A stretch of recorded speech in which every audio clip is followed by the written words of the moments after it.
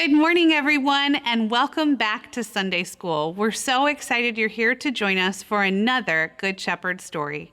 My name is Chessey, Brenton, and I'm the Director of Children and Family Ministries here at Manchester United Methodist Church. This is going to be another wonderful month. In October, we are talking about Moses. So we're still in the Old Testament of the Bible, but now we are moving into talking about Moses. We're going to start from when he was a baby up until he is an older man. Also, you might be able to see some familiar characters. Do you remember this past summer when we talked about his sister Miriam? She's going to be a part of our stories as well. So let's get ready to enjoy these stories all together.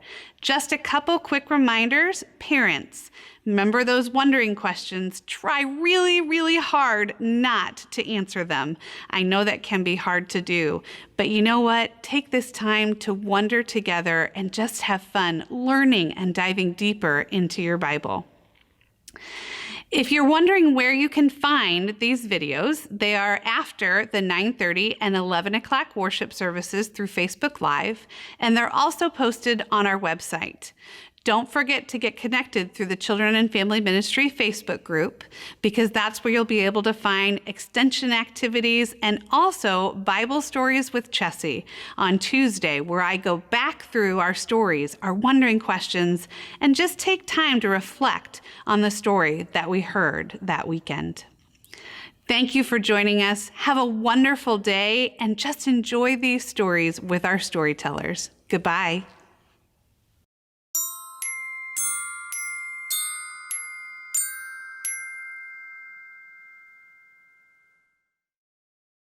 Good morning and welcome to Sunday School at Manchester United Methodist Church. I'm so glad you're able to join me for another wonderful Good Shepherd story. My name is Lynn. I'm a volunteer with the Children and Family Ministries. I also happen to be Chessey's father. So let's go ahead and get started with our story, which is a continuation of our stories about Moses. I have the words of this story inside me. If you'd make silence with me, I'll be able to find those words about this wonderful story.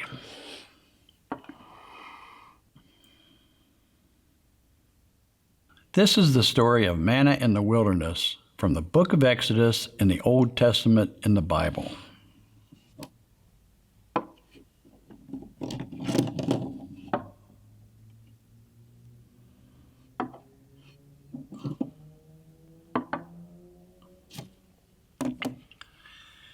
In this story, the people of God had escaped from the Egyptians through the Red Sea.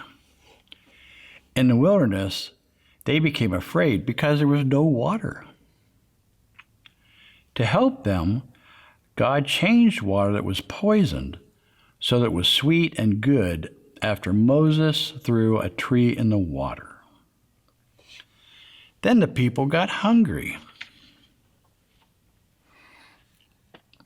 They complained that God had sent them out into the wilderness to die.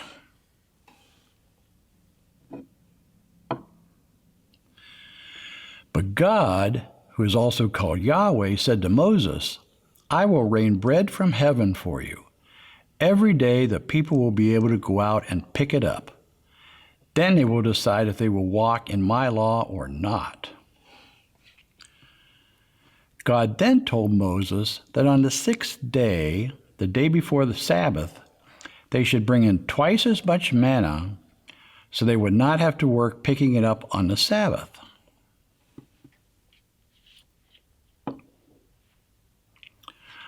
So Moses and his brother Aaron told all the people, "In the evening, God will bring you meat. In the morning, God will give you bread. Then you will know that it was Yahweh who brought you from Egypt." Moses and Aaron told the people that Yahweh had heard their voices crying for food. Then Moses told Aaron to call all the people together.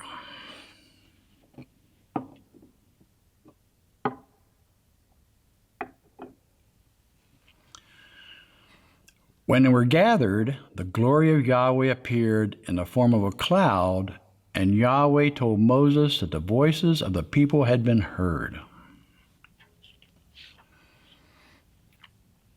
Then Yahweh said there would be meat for them to eat in the evening and bread in the morning. That evening, quail and large birds came up and covered the campground. The people could easily catch them and cook them to eat. The next morning, when the people woke up, there was white, sticky stuff on the ground called manna. The people touched the manna and ate it. They found the manna to be sweet and filling.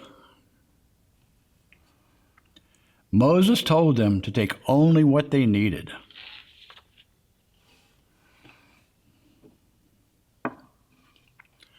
Some people tried to take extra manna to save for the next day, but it became filled with worms. Each day, God sent the manna to the people that they needed. The only day they could keep extra was the day before the Sabbath, and that extra manna never got worms in it. Then Yahweh told them to say one small piece of manna to remember that Yahweh had been the one to feed them in the wilderness.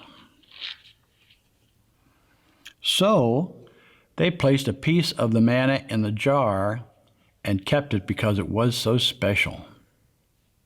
Yahweh sent manna to the people for 40 years until they came into the land Yahweh had promised them. Based on this story, I wonder what manna tastes like. I also wonder if I would like to eat quail. I wonder if I would believe that Yahweh would bring me food. And I wonder how it feels to have no food in your house. I also wonder for our older friends, as long as the people of God needed food in the wilderness, Yahweh provided it. When they no longer needed it, God stopped providing the food. What does that tell us about how we are to deal with poor and hungry people? The story tells us that for 40 years, the people of God ate manna every day. They had what they needed to stay alive, although it may not have been what they wanted. Think about a time when you had what you needed, even though it wasn't what you wanted. How did you feel about that?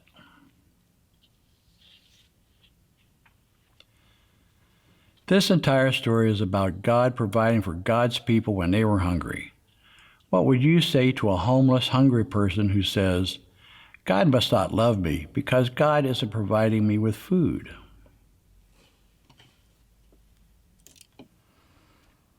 Watch carefully how I put these materials away so you'll know how to use them if you choose to share this story with your friends and family in the future.